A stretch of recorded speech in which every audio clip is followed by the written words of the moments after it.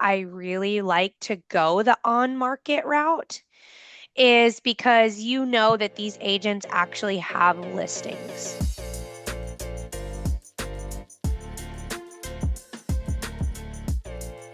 right? So even if you're not going to go for that property, you at least know that this agent has listings, is active, and you can start talking to them. So I'm going to share my screen because I've already kind of pulled up. So last week we talked about how to go into PropStream. I use PropStream. I know that there's other avenues. There's Privy. There is batch leads. I use PropStream. If you're interested in PropStream, you can shoot me a message. I can give you a link to sign up. I have like a discounted link, and you can sign up. I love PropStream. I just feel like it's super easy to use, and it's got good data. So here's what I did. I pulled Jacksonville, Florida. So I went in and I typed in Jacksonville, Florida right here. So we already did this last week. And I did put the recording inside of my school. So if you're interested in diving into that some more, then you can. But I put in here Jacksonville, Florida, and we'll update this list all the time, right? So like this list can change at any minute. You see that in Jacksonville, there's 7,541 listings. So then why are there 10,000 properties over here? That's weird. So if I click here, 7,541 listings. Okay. So here are all the on-market listings that you can see here. So like even if I looked up 8529 Burke Hall, tell me, can you see this? Zillow? Can you see that I'm pulling up Zillow? Can you see the Zillow? Yes. Yes. Okay, great. So I'm just gonna pull up 8529 Burke. Oh yeah, this is good. So this isn't listed in 90 days, but I'm just gonna pull it up. I don't have it filtered out. 820 Burke Hall. It's funny because I pulled this up and I was just kind of looking through it earlier. So look at this. So this agent has this property listed, and this is definitely look an investor's property. It's completely gutted. So let's look at these photos. I mean, so this right here, just like right here, right now, this is a lead, right? Call this agent, ask about the property, put in an offer. So I actually, it's funny because I was like pulling this up today to get ready for our Zoom and I saw it and I already called the agent and left her a voicemail. It's like way too high. So this property in this neighborhood, I love this neighborhood. I love this house. Look how cute it is. It's in a great area. I mean, this looks like at least it's over $100,000 renovation. The plumbing's been done, but the electric hasn't been done. The roof is 2013, which tells me that it needs a new roof. Does have new windows, so maybe that's something. But how cool is this? Like I just pulled this up. This is listed. I don't even know. Let's see how long it's been listed for. It's only been listed 7 days. It is too high. I see that like the last person that bought it way too high because ARV on this is 350, maybe 375, but in this neighborhood, affordability is in the threes, low threes. So 350, I think, is like the high end for this neighborhood. But how cool is this? Like you just have a lead right here in this first thing, but that's not even what I was looking for. Um, so these are going to be all the listings that we have right now. Now, if you want to look specifically for on market creative finance deals, I'm talking about creative finance. So I personally own 18 single family homes, and every single one of them I buy creative finance. And this is pretty much how we do it. We either do it on market with an agent or we do some off market as well. So we do some off market, um, what do you call it? Marketing. Thank you. Okay. So now I'm going to go in here and I want to filter out how long the property has been on the market because we're going to shoot for um, some low equity. So we're going to start with 90 days. So we're going to say days on the market. We're going to say, we're going to put a number in here, 90 days. And then I like to, so now we're down to 4,123 properties. So that's good. And then I'm going to do some equity, go down to value and equity. I'm going to say the minimum or the maximum amount of equity I want is 30%. Let's see what that does. So it leaves me with 640 properties. Okay, so I'm going to X out of here and go to my property. So now I have 640 properties. So essentially, these are all on market leads. So this is what I was saying, King. So for instance, if I go over here and look up 4373 Apple Tree Place, let's look that. This is just Jacksonville. You could look up your own. So 4373 Apple Tree Place. Ooh, this is a nice house. So actually, it's been on for 52 days. I'm assuming that it must have been coming on and off. Oh, yeah. See, listed for rent. It's been listed for rent. It's been listed for sale. So it's been coming on and off for a while, since the 13th. So actually, yeah, I mean, I guess my filter didn't really work so good, but whatever. It doesn't matter. It's 53 days. They just lowered it $25,000.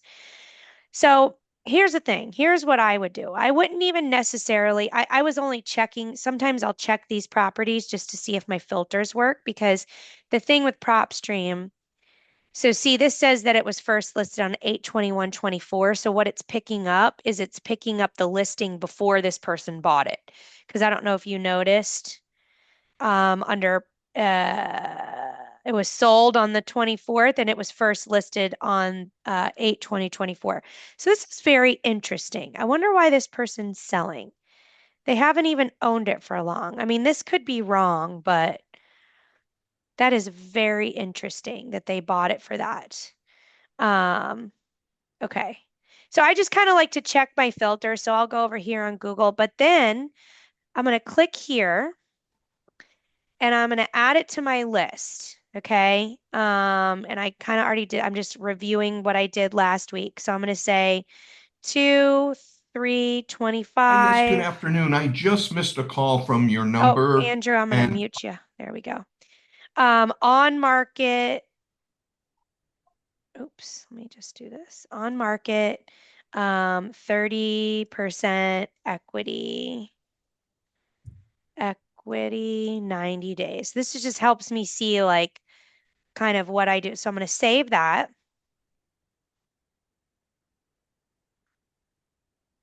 So you get up to 10,000 records per month with PropStream, which is so great. So I go to my properties. I'm going to pull it up.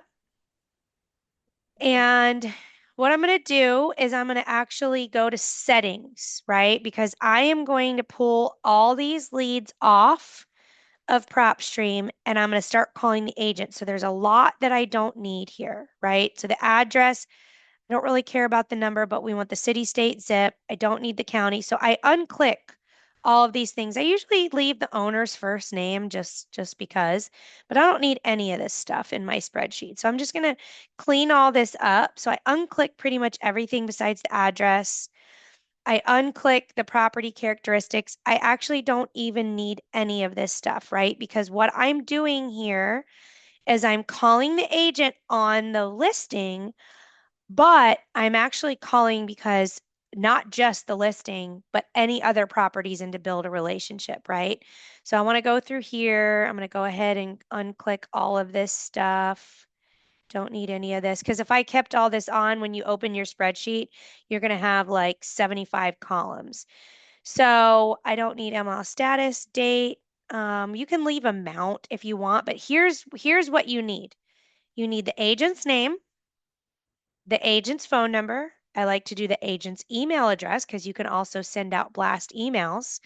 The brokerage name and the brokerage phone number because sometimes you can't reach the agent.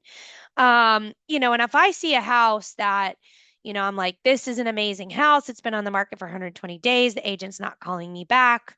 I might call the broker on it. So you want to make sure that you go through and check this for this particular spreadsheet because this is going to be on market agent outreach, right? So we know that these agents have listings. because we're actually calling them on a listing, which breaks the ice. And then we can start talking to them about other properties. Okay, so apply and save. And then we're going to export. And here you go. So now you have 600 names to call, 600 agents to call. Um, I mean, what we do is we hand this list to our VAs. I don't need to add this. I can take this off. We update these lists all the time. And we hand these lists to our VA. So even for you, Kang, let's say that um, you had a VA working for you part-time. You would have to set them up a dialer. But we have our VAs call the agents and set appointments for us, right? Say that they're interested and we have scripts for our agent or for our VAs. They call and they set. Now, if you're calling there's nothing like calling it yourself, right? Like calling it yourself is the best. But if you have a job or you're extremely busy and you don't have the time to call or you're scaling and you want to teach other people to call, another thing that I do is I'll give these lists to new people and I'll have them call and they can practice, right? So if you have like Dave, let's say you said Jessica, like just call all these people and you'll get paid on any lead that comes through, right? Or whoever you have on your team, Dave, that you don't have time to call these agents. Like you're insanely busy, you're working your projects, like you don't have time to call. You can easily get into PropStream, pull these lists once a month, give somebody 700 names and have them call and set appointments and start building relationships with agents. Um, the other thing that you want to do, so when you call, so let's just say this Shellcracker Road. Oh, that's interesting. It says non-MLS, whatever that means. Let's go down here to these. So these all kind of look like some of these don't have agents, don't even have brokerages. So I would say they're probably not. So we would kind of like filter through this, get out all the empties. So let's see, Laura Nickmeyer. Okay, she's listed 8550 Touchton Road. The other thing I like to do is I like to sort this. Yeah, we can do your cards and we got to do your shirt for tomorrow, but I'm on a call till 4:30. Yes. Yep, we're going to do that. I actually like to also sort it by the agent so you can see how many listings they have at one time.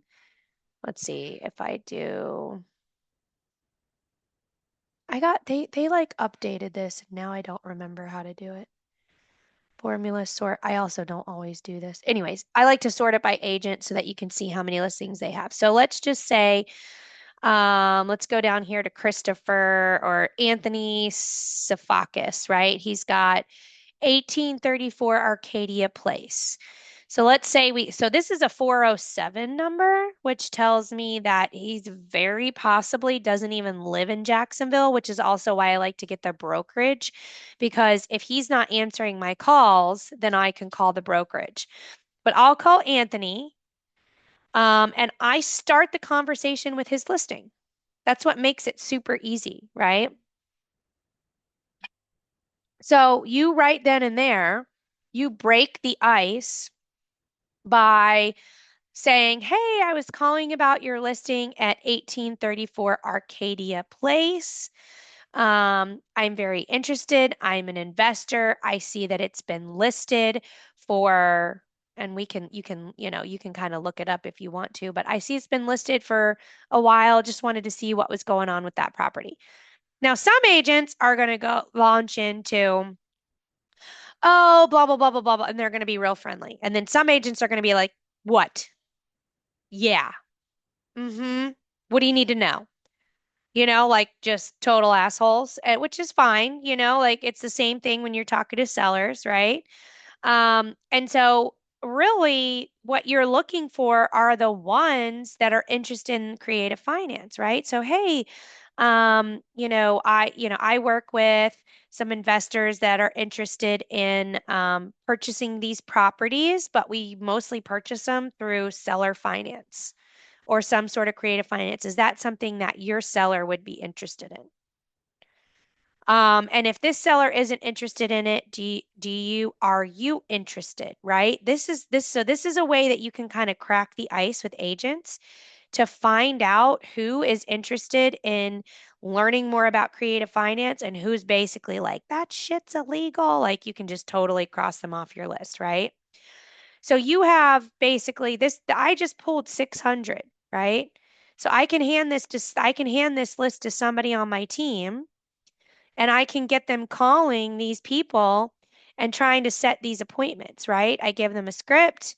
So I have to find my script. I couldn't find it earlier. It's in our drive, and there's like a million things. I'm obviously not the integrator of our team, and so I can't always find things when I need to. But so the script, we'll give them the script, and it's really just we're trying to build a relationship, trying to find these agents that want to work with us. And also, we want to start making offers on some of these properties. So you actually get to kill two birds with one stone. So not only are you calling, so that this is why I would recommend calling on market properties, even if you aren't going after that particular deal, because you are going to find the agents that are actually have active listings and you're going to be able to start finding the people who are interested in working with investors who want creative finance, and then also working on properties that um, making offers on properties that are actually on the market that are interested, right? We find deals this way all the time. Um, and what was I going to say? Oh, the more offers that you make, so you want to be making multiple offers a day. So like I remember one time Pace was like, you want to make 50 offers a day. Is there anybody on this call making 50 offers a day? Right. So if you have a goal, let's say King, you have a goal, right? That you are going to make 5 offers a day. So, right, you're going to the gym, you're lifting weights, you're ready to add weights. Maybe instead of offering, maybe instead of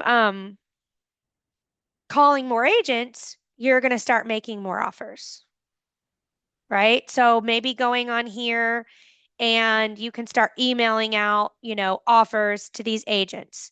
You can email a cash offer and you could email a creative offer. I really like to email, so I'm going to stop sharing my screen here and I am going to pull up my letter of intent. So there is a program out there. It's an LOI blaster. Have you guys heard of the LOI blaster? Anybody use it? No? Okay. I don't use it either. I just haven't gotten into it. I like to use what I call it the MLS offer system. Um, and so I throw out, we make our offers ourselves, our team, and we send out our offers. So let me pull up my LOI. I had it pulled up and then I closed it. So just give me 2 seconds. Um, Here we go. Okay.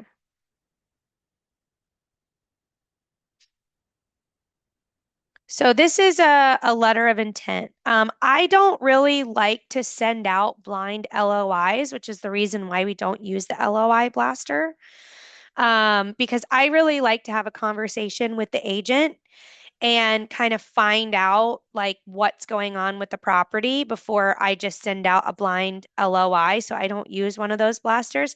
So this is one of the offers, letter of intents that we'll use. Sometimes we also just put this information in an email and shoot it out to the agent. Um, and then we just put on here like we'll put we need to know a little bit, but we'll talk about, okay, so here's your seller financing. This is how much we're going to offer you cash. So this can be something like if the agent isn't giving you much information, you can just throw out like your first You throw out like your first offer. So let's say that the purchase price was 200. Well, we want to stay within 10%. So we're going to give the seller, 20% down. We're going to talk about principal only. We always start with a 0%. And then I always, always, always give a cash offer too. And here's the good thing about doing it this way, right? Because I do a lot of I do a lot of creative finance deals. I love creative finance.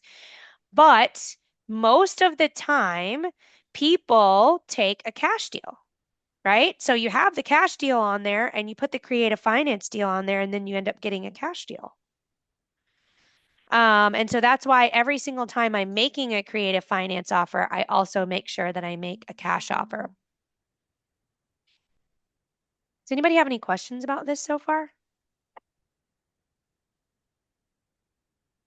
Who's doing this right now? Hey April, would you mind sharing that like template with us? Yeah, absolutely. Thank you. Let me see. Can I get it in this? I never. Can you You show an know what you example? Can you show an example of a recent deal that you sent to see the difference between a cash offer and a creative offer? Yeah, absolutely. Hey, Connor, do you follow me on Instagram? I Um, do. I'm No, I not don't. sure. Can you drop it and I'll see if I do? Yeah. So look for me on Instagram, send me a DM Okay. with your email and I'll send it to you. If anybody else wants it, go to Instagram, send me a DM and I will send it to you. I think this is where you had to get off last week, right when you were sharing your Instagram and stuff. Yeah, So probably. okay. Yeah, that was a mishap. I'll follow you now, send you a DM. Yeah, okay. All right, let me see if I can find one. I should have pulled that up before I even had it. I delete a lot of my LOIs that don't get accepted. Otherwise, we'd have like a gazillion bazillion. All right.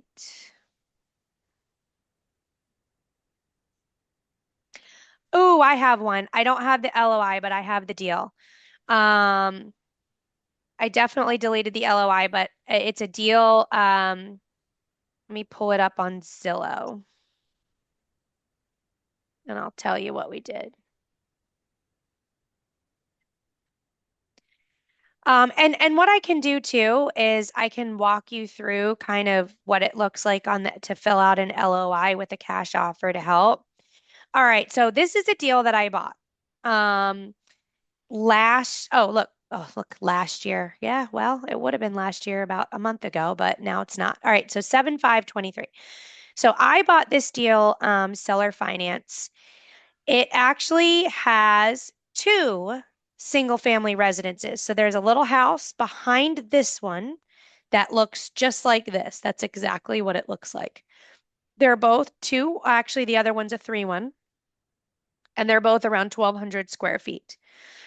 Both of these properties he had partially renovated. The one was renovated, they both had new roofs. Basically, what happened was he had how did we find this deal? I want to say that we found it through a mailer. Like he had called in and he wanted to sell it for 300,000, right? So when you go in and you look at the ARV in this area, these two single family homes, I mean, there's just no way that anyone could pay 300,000 for it. It wouldn't get appraised. This is over by 101st, 103rd Glen, if you know where it is. And so our cash offer actually would have been like under 200 is where we were at, in order to make this work. Now, both of these are rented, one for 1,300, one for 1,100. And so that's some pretty good cash flow on those two houses. It actually is a good area, but it's a weird area, right? Like this particular street is kind of like, I don't know, kind of starts to get a little sketchy over here. Whereas like you literally like a half a mile the other way, you go over a bridge and it's a nice area, right? This is kind of what's called Ortega, kind of a weird spot. So our cash offer was under that. And so what we did is we said, however, we could offer you the 300,000 if you would seller finance the deal. And so what we did is we structured a seller finance deal where I want to say we gave him $20,000 down. So 300,000. So that's less than 10%. When you're structuring a seller finance deal, you really want to try to stay under the 10%. The biggest reason why is because if it's over that, you can go get your own financing. And so I always try to explain to people, like explain to sellers or agents, we're staying under the 10% because otherwise we could go get our own financing and we would buy this at a discount, right? So the benefit is the seller gets the higher purchase price. So they're going to make more money on this deal over time, right? But the benefit to me is that I'm getting the lower entry fee. So I think what we did $20,000 down. And our payment, I want to say our payment, we structured a payment for 50, it's a 15-year balloon. We pay $1,100 a month to the seller. I believe there's like, we did like I want to say a 2.75. I don't know. He was weird. He just like threw something out, percent interest rate, which I was totally fine with, only because we put a lot of his interest inside of the purchase price. So I tried to go in and say, hey, we're giving you the full 300,000. This property today is only worth right or hovering around the 200,000 mark as a cash. So your interest is really in the purchase price, but he really negotiated me. And so we ended up settling on a 2.7% purchase price. So I think our payment to the seller is $1,100 a month. But what we did is when we structured the LOI, we said, okay, we're at 195 cash. However, if you seller finance to us, we would give you $300,000 over 15 years and we'll structure it in payments. So now, I think, and then with taxes, insurance is probably around 200 a month because there's two houses, about $100 each, and then our taxes are about 300 a month. So we're all in at 1,600 a month, and we're cash flowing 2,300 a month. So this is a pretty sweet deal. Ended up being a pretty sweet deal.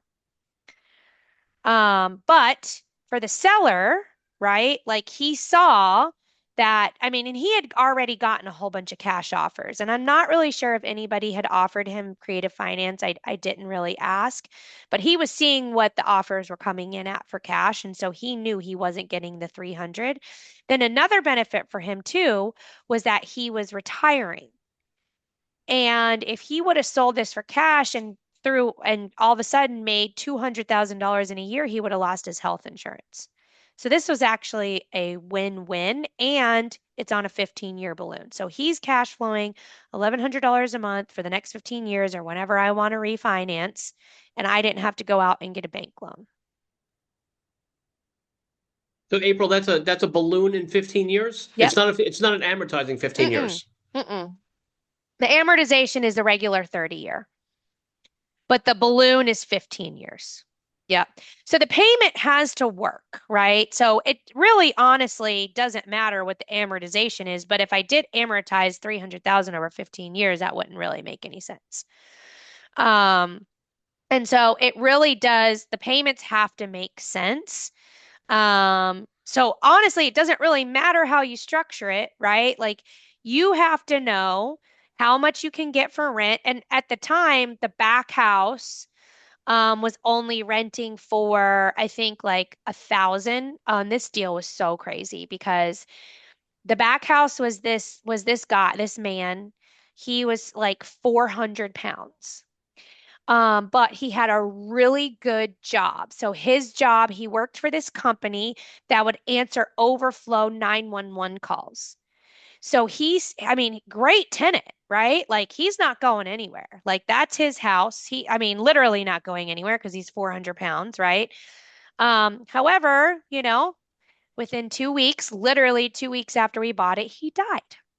Well, that I guess is the bad thing. He was a real young guy too. It was really sad. And then His cousin decided that he was going to come and squat on the property. So that was really fun to deal with. But it actually wasn't a super long process. We got him out within 3 weeks. And the other guy was paying, I think, 900 or 1,000. I can't really remember. But we were able to clean it up and we got a new tenant in there for 1,300. So we actually got like a $400 raise. The front tenant is an attorney. He keeps saying he's going to move, but he's been there ever since we've lived there. We raised his rent too, so we got him at 1,100 and the back tenant at 1,300. And they're great paying tenants. It's a great property. Question. 100% seller finance. So question, April, a 15-year balloon, is the idea of a 15-year balloon that 15 years is so far in the future, we have no idea what it's going to be like in 15 years, so we just put a very long balloon to make the price very, very much agreeable to the seller? Yeah, so I would say that, okay, so I have another one in St. Augustine that's a seller finance. And that's a 5-year balloon, but we did a 0% interest on the payments. So that I was okay with doing the 5-year balloon because every single payment that we make every month is going to reduce the principal.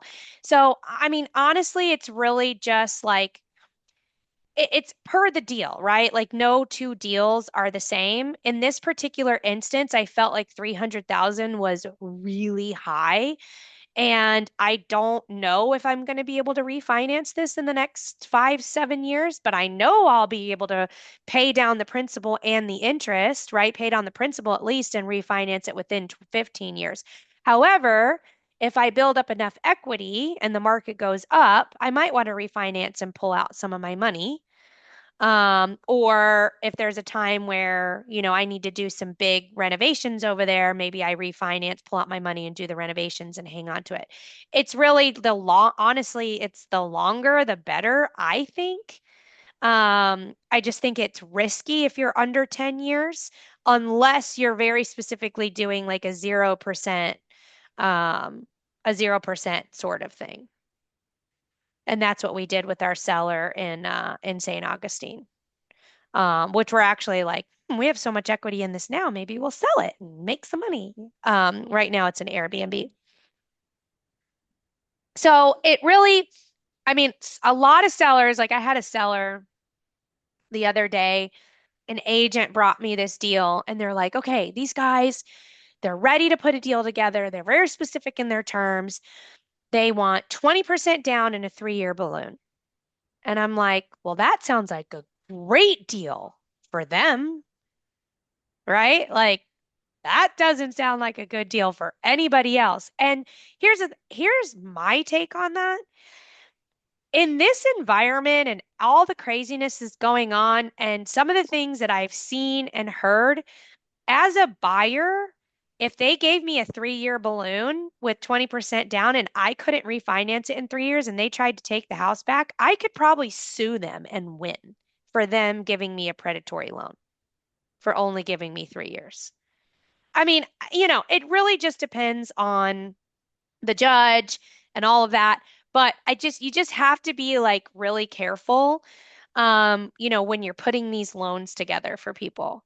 Now, I'm an investor, and so I probably wouldn't get away with suing the seller. But if they were trying to offer that to just a Joe and Jane off the street, and Joe and Jane want this house so bad that they buy that property and they have a 3-year balloon, right? And in 3 years, they can't refinance because the market went down, which is very possible, or it didn't go anywhere, right? Or they don't have the money to be able to refinance, and they put $100,000 of their money in this house. They could easily go to court and win.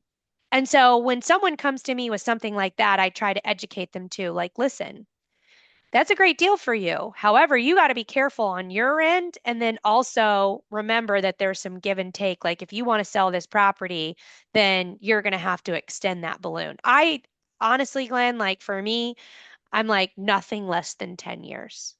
Do you ever put extensions of the balloons in the paperwork so Yes. that, okay, Yes. okay. So what he was asking is, let's say that you decide on a 7-year balloon. And I've done this before.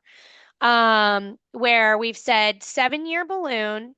However, at the end of the 7 years, If what we owe there, you can't get an appraisal, then we get the 3-year appraisal clause or 2-year appraisal clause, and that you can continue to extend this appraisal. I don't know why I'm doing this, but appraisal clause.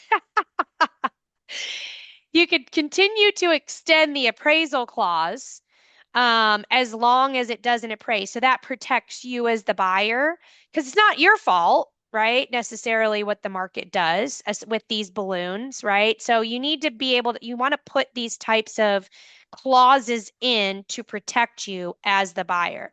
So I feel like, there's also some room, some people will be like, well, I don't really care what the price is. I just care what the terms are. So let's say that on this deal, for instance, on this deal, right? Like a $200,000 cash offer versus a $300,000 um, purchase what he purchase price, right? So that's $100,000 difference. It's going to take a long time for this property to appreciate to $300,000. And so, I want to be able to protect myself and make sure that I'm not going to have to refinance this and I spent all my money and they take the property back, right? So let's say that you have somebody that comes in and they say, I want $800,000 for a $400,000 property. Okay, then I'll pay you, $1,000 a month for the next 40 years with a 40-year balloon. That's fine. You can do that, right? That they can get their $800,000. That this is your deal. Now, I wouldn't necessarily, you really kind of mess up comps and all that kind of stuff. So I don't recommend it. I'm just saying, every deal is completely different and you have to take into consideration all of the factors when you're writing up these terms, which is why creative finance is so crazy and fun. So I'm trying to think. Yeah, so the deal that I have in St. Augustine, it was an older lady and she really wanted a 5-year balloon, right? Because sometimes you're going to run into these people that are older, right? And they're like, I can't wait 10 years. I can't wait 15 years. Number one, if they pass away, it does go into their estate, so their heirs would get the payments, right? So that's one thing. So it's kind of like I like to think of it as maybe like an annuity, right? The annuity continues on for your spouse. Um, so that's number one. But number two, if they say that, then that's fine. So I would just structure something where you're very close to what a cash purchase price is. You have a good down payment and you're paying principal only, right? And so why would that be beneficial to a seller? Well, maybe taxes. Like for instance, the seller that I dealt with, right? If he had gotten too much income, then he would have lost his health insurance. I mean, some of these people, maybe they have to have a certain amount for Medicare. They can't make more than a certain amount of money. So a seller finance is perfect. Or I was talking to a lady the other day, um, and hers was, what was she saying? Oh, taxes. Because now your primary residence, for single, you have exemption up to 250. So this wouldn't necessarily work for a primary residence, and then for married up to 500. So unless it's over 500, then there's not a problem as far as taxes goes. But this particular lady, she had 3 investment properties. She's 70. And so taxes were going to be a huge problem because she owned all of these for a very long time. She's going to have very high capital gains taxes. In that instance, probably better for her to die with the property and hand the property to her heirs, and then they would be able to capture all of that and, continue on with a new cost basis. But she wanted to sell them. She wanted the money. And so we have pitched her creative finance. She ended up keeping them for 1 more year. But for her, it works out because she doesn't have to pay all those taxes in 1 year. So people are always saying, um, you know, well, you have to claim that. No, you can claim it, right? But you only claim how much you brought in from the property. So if I gave her a $20,000 down payment and I paid her $1,000 a month. And I would say she has to claim the whole thing. Again, talk to a tax person, right? She only has to claim what she was paid that year, not the entire purchase price. So it definitely helps elderly with tax purposes. For instance, if they can't make a certain amount, more than a certain amount of money a year, or they'll lose their health insurance or whatever, their benefits, whatever it is. Um, so that's the thing, when you're pitching these creative finance deals, you really want to find out from the agent or even the seller exactly what the issue is. Because when you're, this is not, this is not about buying real estate. This is about solving problems. That's how you're going to get deals. If you look at it like that, you're going to get to buy the real estate and you're going to get to benefit from it. But if you look at every single one of these deals that you're talking to agents or sellers, you are solving a problem. What is the problem? You need to figure out what is the issue and what is the solution that can help solve that problem. And then there's obviously going to be a give and take as far as the negotiation goes. But every single seller finance deal that I have has a story behind it as to what the seller needed. And we were able to structure it in a way that the seller was happy, and so are we, right? The seller gets what they need, and we get what we need in order to make money on the property. Do you have any creative finance deals that you own, Glenn? Do you want to own some? Twos. I've sold one. I have a 0% interest on a big property that I bought 4 years ago, which is fantastic. And I try to get her to buy the note back. So I try to offer her every year. I offer her a discount if she wants the payoff of the note. Have you had any sellers come back to you and say, "Hey, I'd like to be paid off"? And have you thought about the idea of partnering with a note buyer who would potentially buy the note from your seller if the seller wants to be paid out? Yeah, I love that. That is getting like super deep. It's funny, the seller on the St. Augustine house, she did not come to us and say she wanted to be paid off. She sold the note, and then we just found out. And they contacted us. So I have no idea what she sold the note for. But I like that idea to like sell if she bought it back, but you buy it at a discount, right? So like you get paid off early, so it's beneficial to you, and you could probably even go and refinance it, right? So like, hey, if you'll take 50, is that what you're talking about? If you'll take 50% of the payoff, I'll pay you out today. But it's probably 70. Or again, if she had a note with 0% interest, nobody's giving her the face value. Yeah. And then it's very easy to figure out with the calculator based on what interest rate you would like to get for the note, how much it's worth today. Yeah. That's awesome. So have you done that?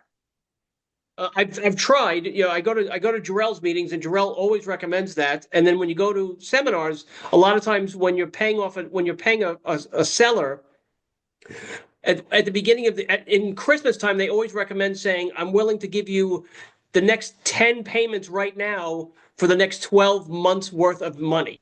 Ooh. So, for example, if you're doing $1,000 payment a month to the seller, just say, "Look, I happen to come into $10,000. If you're willing to give me all of next year's payments, I can give you $10,000 today." And that turns out to be a 35% return on your money if you do that. Ooh. I like it. I actually never thought of that, never heard of it. I mean, Right. just never came to my mind, but that's amazing. Right. They do it about holiday time because people want money. And hey, I'd rather take the 10 payments right now. Yeah. That's awesome. Cool. Good tips right there. That's what happens when Glenn comes on. Gets us some good tips. Does anybody have any questions about that? So, I mean, do you see how easy it is to get leads? I mean, I just pulled 600 leads. You guys could be working on that all month or have somebody on your team working on that. And then next month you pull another 600 leads. And you just start making offers, right? The more offers that you make, the better. So I actually went on my Instagram today because I said I'm ready to buy another deal. And I just half my day is just sitting here underwriting deals that people send me. I could have somebody on my team underwrite my deals, but I don't like it takes me 3 seconds and I like to underwrite my own deals for right now, right? I underwrite all my own deals to make sure that it's a good deal. And, it's like I know my market so well, but pretty much I probably underwrote maybe like 10 deals today. And how many deals do you think I'm going to buy? Zero. None of them were good. Now, one of them is kind of good. And I always make an offer, right? Like, my offer is right here because of this. One of them's kind of good. Now, they said that they're going to give it to me, but I want to go see it first. So we'll see. So maybe Glenn, yes, maybe you are right. Maybe it is one, but we didn't lock it in yet. Um, so you want to think that like every 30 deals that you underwrite, one deal. And it might get less and less. Like your KPI might be 25 at some point or 20, I don't know. But it's just kind of like a good rule of thumb in your head to think every 30 deals I get one deal that I make an offer on, right? Because that's that whole concept of the more no's, right, is just one step closer to a yes. So there's a lot of rejection in this business. And it's the same thing when you start calling these agents, right? You're going to come up on people who are just horrible. And you just keep moving, keep going to the next one. It's like I said earlier that, if you get one agent sending you 2 deals a year, right? In 1 month, and then you get the second month, you have another agent sending you 2 deals a year. If you have 12 agents sending you 2 deals a year, by the end of the year, you're getting 24 free leads. And hopefully those are good deals because you've been in relation, you're taught the agent what you're looking for, and they're sending you deals that are in your buy box or sending you deals that they know are good deals. Agents are like an amazing resource, right? They're free.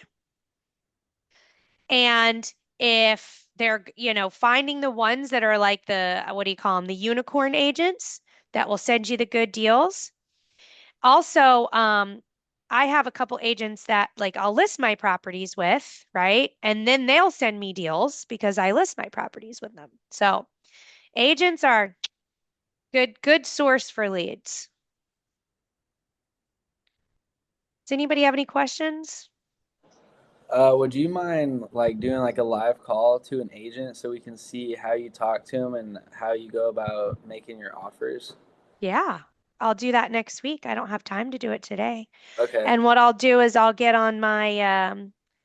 log into my dialer and I'll make some calls to agents next week.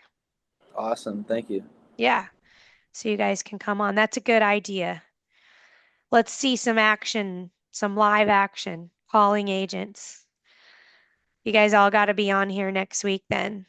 Yeah. Hey, April. Hi. Thanks for doing this. And I had a question for you. And by the way, the meetup that you did a couple of weeks ago was really, really good. You had some Thanks. really good speakers there, and I got some good relationships out of that as well. And looking forward to the next one. Yeah. So my question, April, is I want to I've done a lot of lease purchases. I've done some owner financing things, not a lot, right? Yeah. So I want to get deeper into this. And on a lot of the lease purchases that I had done in the past, a lot of times we're like a 3-year balloon on those. So my question is, do you get a lot of pushback on the 15-year or 10-year balloon structure? And if so, like, what do you tell these sellers, when you get that kind of pushback? Because it's a long time, right, for Yeah. someone to wait for their money. So I know there's something that can kind of make them feel a little bit better about it. I just don't know what that is. Yeah, it comes down to what they need that money for, right? So I want to Hmm. address that first. Yeah. Um, you know, I, you know, what I said to those people the other day about a 3-year balloon, I said, well, that's a great deal for you, right? Right. But for me, that's very risky, right? And you could be putting yourself in a bad situation too. Do you want a property back in 3 years that I can't refinance? Right? So, I don't want to lose money and you don't want this property back. That's the ultimate goal. You're selling this property to get rid of it. And so there needs to be some give and take. So I have no problem doing a 5-year balloon with a 2-year appraisal clause if someone's really giving you a pushback. But there needs to be some give and take, right? So, like, I can't do 3 years. You don't want this property back in 3 years. It's very possible that if I do, you're getting this property back in 3 years. Either that or we significantly lower the price. There's a 0% on the interest, right? So that I can make sure I'm paying this principal down enough that I have the opportunity to refinance it in 3 years. So there's got to be a give and a take. So you're either getting your purchase price and we're lengthening the balloon, we can put an appraisal clause in there, or we're going to have to lower that purchase price, lower the interest rate, and make sure that we're paying down principal enough that I can refinance this in 3 years. And so this just kind of like hits everybody's goals, right? So like if this is somebody that's like, well, 5 years is a really long time to wait for my money. It's like I definitely understand that. What do you feel like you're going to need your money for in 5 years? Or what makes you feel like you want 5 years? Because if you need that 5 years, I'm okay with it, but we're going to have to add extension clauses. So I would even say there's a 2-year extension clause, and at the end of that 2 years, there's another 2-year extension clause. Depending on the appraisal. Right. And depending Gotcha. on Yeah. how much you're buying it for. It's like, so for instance, Right. in the one that I'm doing, if I did a 3-year, it's worth 200 now and I gave him 300, I'm screwed Right. Yeah. That's in 3 years, right? So on the opposite side, if he only wanted 5 years, then I would say, great, I'll give you 220. I'm going to give you $20,000 down. So now we're at what the cash value is. And then we're going to be paying principal for the next 5 years. But I didn't, I got 15. And so at that point, I'm not really concerned about it. right. And so you just have to, position it as, you don't want this property back, you're selling it, and I don't want to lose all my money. So we need to figure out a solution here, right? To where everybody's going to be happy. And this is what the solution's going to look like. We can either go this way or we can go this way. And then that way they feel like they have control still, but really you're kind of managing the narrative. It's great. That's super helpful. Thank Yeah. you. Yeah. Yeah, that's Good great. question. Great Yeah. question. I'm almost done, baby. Hi, guys. All right, my babies want me now. All right, guys, come on next week. We'll do live calls to agents. Tell all your friends to come. It was good to see you. I will talk to you next week. Bye, Thank you, Andrew. April. Bye. Thanks, April. Hi, my name is April Giuliano. Right here is where you will learn all things real estate and how to juggle being a mom and entrepreneur. Don't forget to like and subscribe.